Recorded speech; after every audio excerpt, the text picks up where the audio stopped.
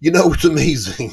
Let me just say something before I comment on this video. It's unbelievable. If you would read the Torah the way this guy reads the Torah, there would be no mitzvahs. None of the mitzvahs apply because he's able to figure out how none of the mitzvahs apply. It's unbelievable. This guy is such a great chacham in Hebrew and history and biblical ancient texts that he's able to figure out that really Judaism doesn't have any commandments. It's unbelievable.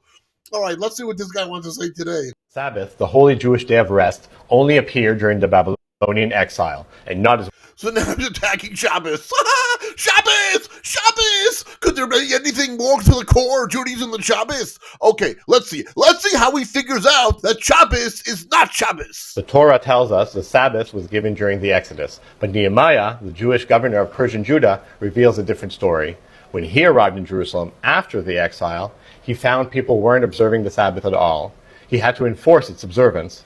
This suggests something fascinating about the Sabbath's true origins. 1 second. You just said Nehemiah had to enforce observance. How did Nehemiah know about Shabbos? If Shabbos was only for the Exodus, it was never really kept throughout the entire time of all the prophets and all that history. How did Nehemiah know about it? Nehemiah made it up. He decided out of the blue, I'm going to make up that Shabbos now applies when for 400 years Shabbos didn't apply.